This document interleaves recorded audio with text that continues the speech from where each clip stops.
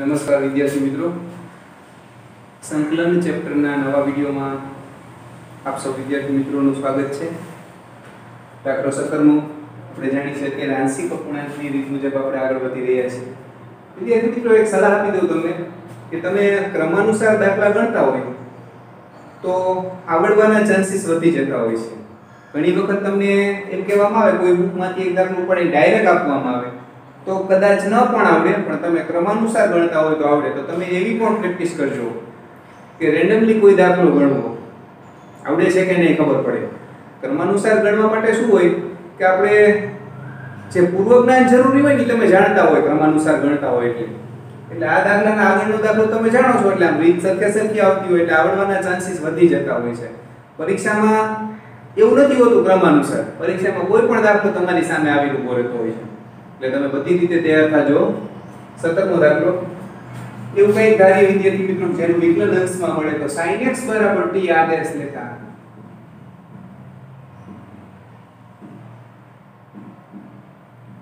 cos x dx dt થાય તો આપણું સંકલન આના બરાબર આપણે dt મૂકશું 1 - t 2 - t dt। હવે તમે માઈનસ કોમન લઈ શકો બંનેમાંથી માઈનસ કોમન લ્યો એટલે 12 પાછા બે વખત માઈનસ એટલે પ્લસ થઈ જશે।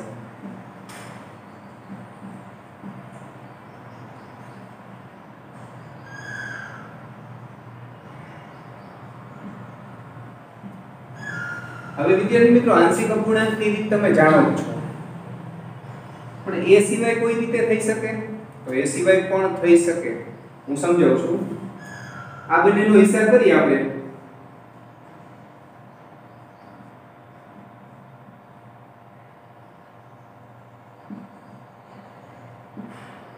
તો અંશની અંદર તમે હિસાબ કરો એટલે -1 + 2 એટલે કે 2 માંથી 1 જાય તો 1।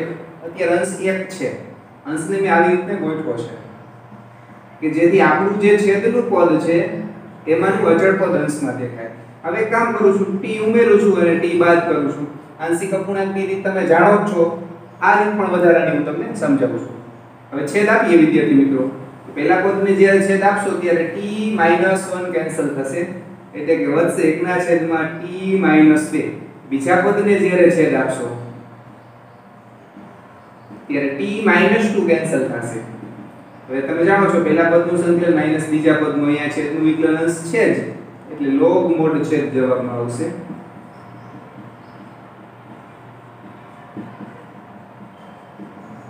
તમે એ પણ જાણો છો log a - log b હોય તો log a/b આવે એટલે આપણે t ની જગ્યાએ sin x મૂકીએ તો log of sin x - 2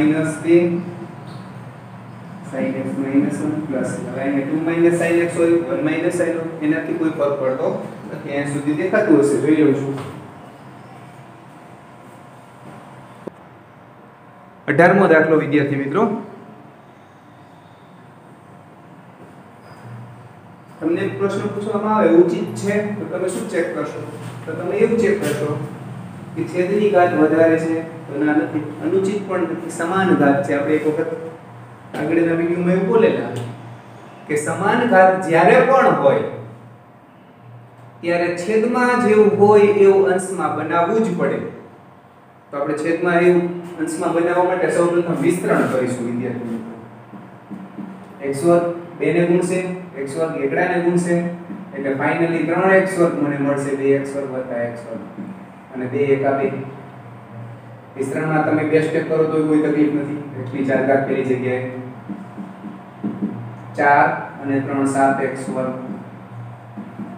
4 * 12 સમાન ઘાત છે, છેદમાં જેવું છે એવું અંશમાં બનાવી છે, બનાવી ડાયરેક્ટ મૂકી દેવાનું વિદ્યાર્થી મિત્રો, પછી વધઘટના પદો જાતે લખવાના પછી।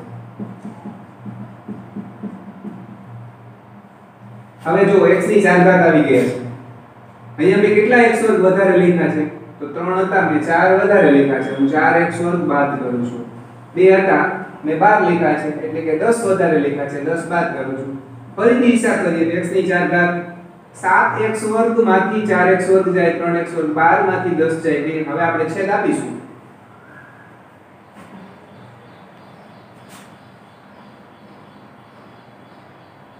પેલા પદને છેદ આપીએ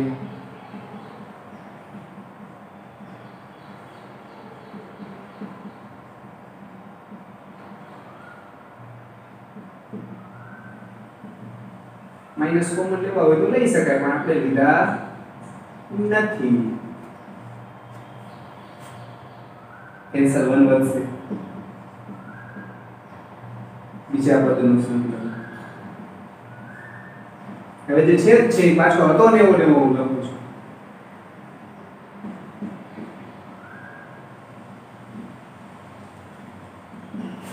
હવે આ એકડાનું x તમે જાણો છો સમજી આ પદમાં શું કરીશું તો હવે ઉચિત છે ઉપર 2 ઘાત નીચે 4 ઘાત 4 અચળાંક આવે પણ મેં એવી વાત કરેલી કે દરેક પદમાં x ની સમાન ઘાત હોય અત્યારે તમે જોઈ શકો છો દરેક પદમાં x ની 2 ઘાત છે તો તમે સરળતા ખાતર x વર્ગ ને બદલે બીજો અચળ લઈ લ્યો તો સરળતા ખાતર એટલે શેમાં સરળતા પડે તો તમારે જે અચળાંક 4 મેળવવાના છે એમાં સરળતા પડે તમે x વર્ગ બરાબર t લખો પણ ક્યારે લખો ગમે ત્યારે નહીં બધી જગ્યાએ x ની ઘાત સમાન હોય ત્યારે લખી શકાય તો સરળતા ખાતર x વર્ગ બરાબર t ચલ લઈ લ્યો તો તમારા અચળાંકની સંખ્યા અડધી બની જાય એટલે 4 ને બદલે 2 અચળાંક આવી જાય તો આપણે આ બીજા પદની અંદર એવું કરશું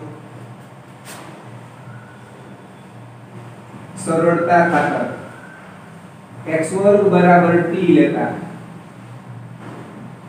x વર્ગ બરાબર t લઈશ તો આપણું જે પદ છે 4x વર્ગ - 10 છેદમાં x વર્ગ + 3 x વર્ગ + 4 ઈ પદ આપણું આવું બની જશે -40 - 10 છેદમાં t + 3 અને આના બરાબર આપણે બે અચળાંક આવશે એક a ના નીચે t + 3 + b ની નીચે આ રીતે પાસે હવે વિદ્યાર્થી મિત્રો આપણે લસા લઈએ લસા કેન્સલ થશે માટે -40 - 10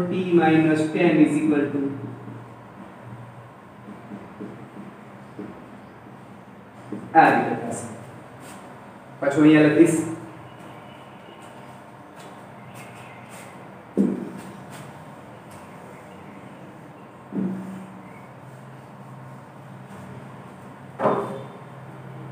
t બરાબર -4 લઈએ વિદ્યાર્થી મિત્રો તો પહેલો કૌંસ 0 થશે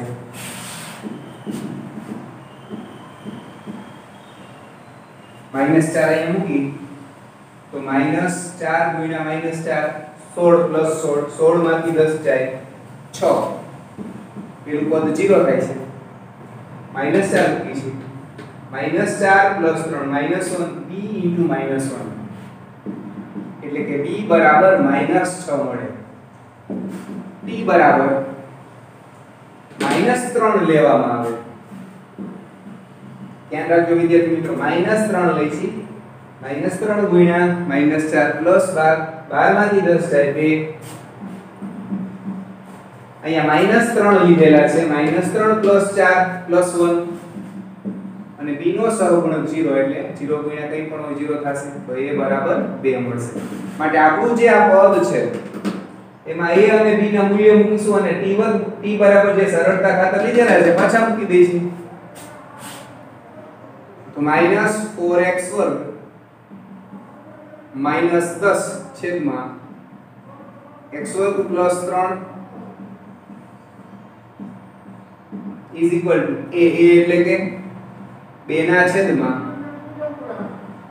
x² + 3 b એટલે -6 ના છેદમાં x² + 4 થાય વિદ્યાર્થી મિત્રો ધ્યાનથી જોજો આપણે ફરીથી કહી દઉં તમને a એટલે a ની b ની કિંમત મૂકી છે અને t એટલે સરળતા ખાતર જેમાં સરળતા આપણે જોતી હતી કામ પૂરું થઈ ગયું એટલે t બરાબર x² પાછા મૂકી દીધા છે તો હવે આપણે એક પરથી i લખીશું આ પદની જગ્યાએ હું આ કિંમત મૂકું છું એક પરથી i બરાબર સૌપ્રથમ x છે 2 ના છેદમાં x² + 3 -6 ના છેદમાં x² + 4 dx આની જગ્યાએ મૂકીએ is equal to x dx બગડો કોમન પહેલા પદનું સંકલન ઓછા બીજા પદનું છગડો કોમન કરવું એટલે √3 નો વર્ગ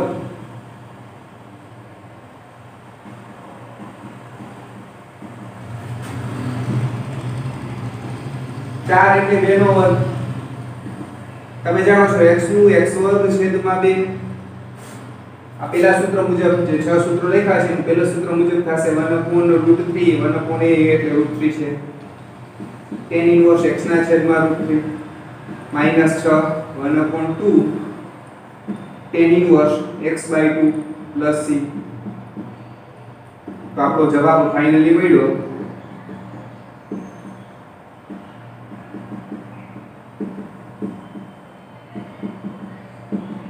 આ રીતે ગણી શકાય.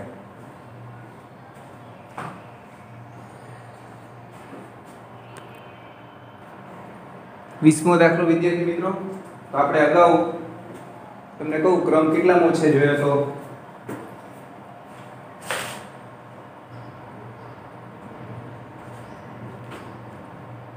16માં જેવો દાખલો થાય વિદ્યાર્થી મિત્રો. 16માં અહીંયા x ની n ઘાત હતી એટલે n ઘાત એટલે એ વ્યાપક રીતે દાખલો ગણાય. અહીંયા n ની જગ્યાએ 4 5 6 7 કોઈ પણ હોઈ શકે 12 25 100. આપણે શું કર્યું કે જેટલી ઘાત અહીંયા હતી એના વડે ગુણ્યા હતા એટલે અંશને છેદને હું એનાથી એક ઓછી ઘાત વડે ગુણ્યા તો હું x ઘન વડે ગુણું છું.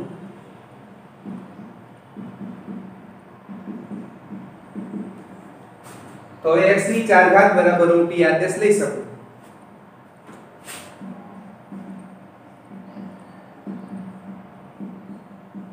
વિકલન મને અંશમાં મળશે ઘાત આગળ એક ઘાત બાદ.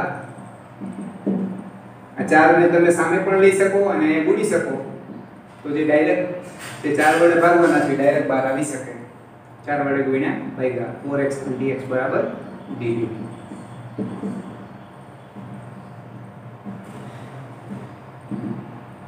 એક t ઉમેરી છે ને એક t બાદ કરી છે વિદ્યાર્થી મિત્રો. તો છેદ આપવામાં ખાસ ધ્યાન રાખશું. આપણે પહેલા બે ને છેદ નહીં આપીએ, પાછળના ને પહેલા છેદ આપીએ. પાછળના બે ની જોડી બનાવશું આપણે. પહેલા પદને જ્યારે છેદ આપો ત્યારે t t કેન્સલ થશે 1/t - 1. જ્યારે બીજા પદને છેદ આપશો ત્યારે મારે માઈનસ કોમન લેવા પડશે એટલે t - 1 બને તો t - 1 કેન્સલ થઈ શકે. એટલે આપણું જે પદ છે આ રીતનું બન્યું t - 1 1/t dt. છેદનું વિકલન અંશ બંને જગ્યાએ છે. log mod છે અંશ રાખીશું તો t એટલે પાછા આપણે જે આદેશ લીધો તો સૌપ્રથમ log - log log a - log b હોય તો log a/b લખીએ.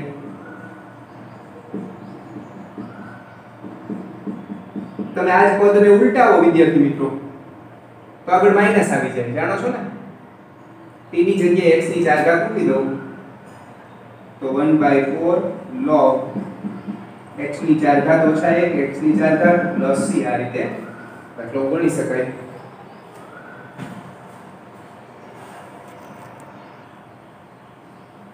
ઓકે વિદ્યાર્થી મિત્રો,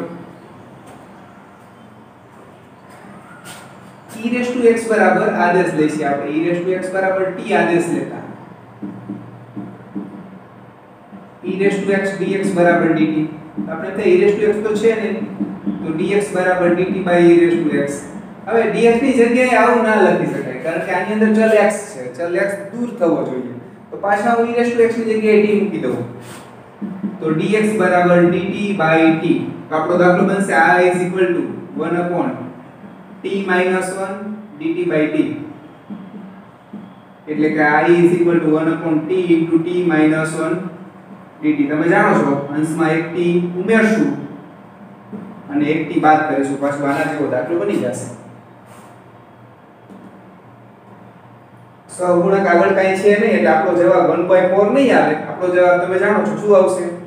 t ની જગ્યાએ e⁻x મૂકવાના છે વિદ્યાર્થી મિત્રો. એકદમ ઈઝી દાખલો બની જશે. તમે જાતે ગણી શકશો.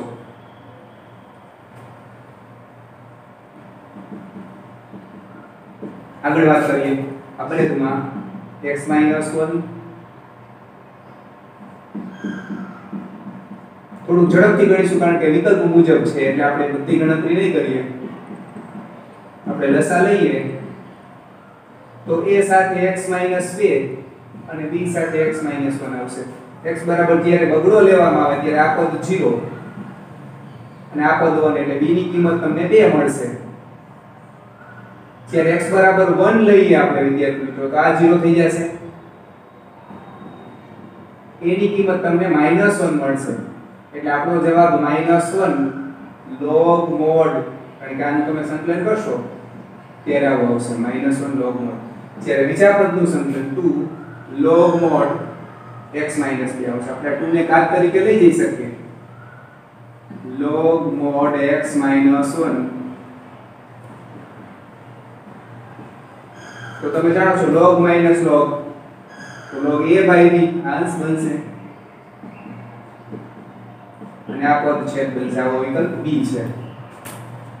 અહીંયા વાત કરીએ વિદ્યાર્થી મિત્રો તો x વર્ગ ઉમેરી અને x વર્ગ બાદ કરીશું. વિકલ્પના સ્વરૂપમાં સમજાવી છે. MCQ નો દાખલો છે એટલે આપણે એ રીતે સમજાવીશું. તો છેદ આપો તો પહેલી જગ્યાએ 1/x, બીજી જગ્યાએ x વર્ગના છેદમાં x કૌંસમાં x વર્ગ પ્લસ 1. તો એક x દૂર થશે. 1/x નું તમે જાણો છો log mod x. અહીંયા છેદનું વિકલન અંશ બનવા માટે આ એક બગડો ઉડાડી દીધો છે એટલે x ની એક ઘાત છે. હું 2 વડે ગુણું અને ભાગું તો છેદનું વિકલન અંશ બને. તો આ રીતે હું સમજાવી શકું. MCQ છે એટલે એ રીતે ગણેલો છે, તમને સમજાઈ ગયો છે.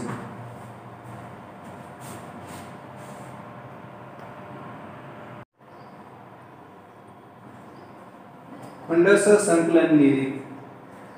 હવે વિદ્યાર્થી મિત્રો સંકલનના જ્યારે આપણે કાર્ય નિયમો લખાવેલા ત્યારે સરવાળાનો બે પદનો સરવાળો હોય એનું સંકલન કઈ રીતે થાય એવું લખાવેલું. પહેલા પદનું સંકલન વત્તા બીજા પદનું, માઈનસ બાદબાકી હોય તો પહેલા પદનું સંકલન માઈનસ બીજા પદનું. હવે બે પદનો ગુણાકાર હોય તો એવું નથી વિકલનના નિયમ જેવું પહેલું એમનું બીજાનું કે બીજું એમનું પહેલાનું, એવું કઈ નિયમ છે નહીં અત્યાર સુધી નહોતો. હવે બે પદનો ગુણાકાર હોય તો ખંડસ્થ સંકલનના નિયમ મુજબ એનું સંકલન થઈ શકે. બે પદ જે x વાળા છે, આપણી પાસે કુલ 5 પ્રકારના વિધેયો છે, એમાંના કોઈ બે પ્રકારના વિધેયો તમને સંકલન તરીકે આપેલા હશે. બધી વાત તમને કરવામાં આવશે. અગાઉની બુકમાં એને uv તરીકે આપણે ઓળખતા અગાઉ, પણ હવે નવી બુકમાં fxgx શબ્દ વાપરે છે એટલે આપણે fxgx નામ વાપરશું. એમાં જે બે પદ છે બે અલગ અલગ વિધેયો છે. ધારો કે x sin x નું સંકલન હોઈ શકે, log x cot x નું હોઈ શકે, e x tan x નું હોઈ શકે, tan inverse x કે x નું હોઈ શકે. બે પદ છે એમાં આપણે એકને fx કહેવાનું, એકને gx કહેવાનું. કોને fx કહેવાનું, કોને gx કહેવાનું એનો નિયમ પણ છે, એ હમણાં સમજાવવામાં આવશે. પણ fx gx કહી દીધા પછી એક બે જે પદ છે x sin x એમાં એકને તમે fx કહીશો, એકને gx કહીશો. fx gx કહી દીધા પછી તમારે fx ને એમનેમ રાખવાના છે અને gx નું સંકલન દર વખતે તમે એમ ન કહી શકો gx ને એમનેમ fx નું સંકલન. એનો ક્રમ છે કે ભાઈ આને જ fx કહેવાય, આને જ gx કહેવાય. fx એમનેમ gx નું સંકલન માઈનસ d/dx fx સંકલન gx dx અને dx. આ સંકલનનું dx આ છે અને dx આ છે. તો યાદ રાખવા માટે હું ફરીથી લખું છું fx integration gx dx. fx એમનેમ gx નું સંકલન માઈનસ સંકલનમાં કંઈક આવે. આ યાદ રાખવા માટેની વાત છે. સંકલનમાં કંઈક આવે. શું આવે? તો આ પદની આગળ d/dx લખી નાખવાનું.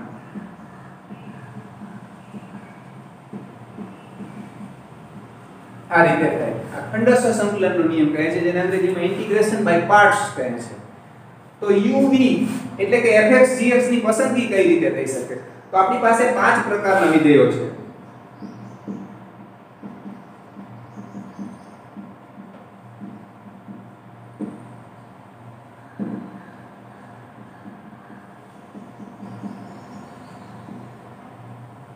L એટલે લોગેરિધમ, લઘુગણકીય વિધેયો. એમાં કોણ કોણ હોઈ શકે? તો log x + 1, log x વર્ગ + 4, આવા બધા. Li એટલે ઇન્વર્સ એટલે પ્રતિવિધેયો. પ્રતિવિધેયો એટલે sin inverse x, cot inverse x, tan inverse x, પછી sin inverse 2x + 1 હોય તો એમાં જ ગણાય. એક્સેટ્રા sec ઇનવર્સ x વગેરે. a એટલે એલ્જિબ્રિક વિદ્યાર્થી મિત્રો બેઝિક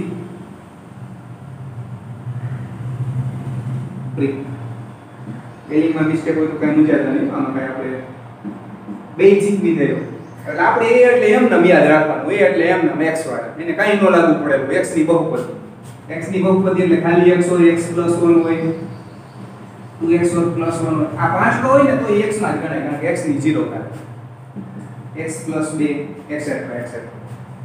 t એટલે ત્રિકોણમિતિનો t, ટ્રિગોનોમેટ્રિક્સ.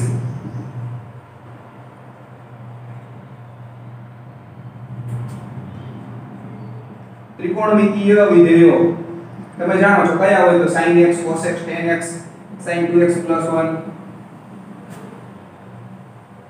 મેં થોડા લીધા છે, બાકી તમે બધા જાણો છો. e એટલે e વાળા, e વાળા એટલે e⁻x, e⁻2x એને એક્સ્પોનેન્શિયલ કહેવાય. ઘાતાંકીય વિધેયો જેને કહેવાય, ઘાતાંકીય વિધેયો કેવા તો e⁻x, e⁵x, e⁻x + 1 આવા બધા. આ ક્રમ મુજબ fx અને gx ની પસંદગી કરવી.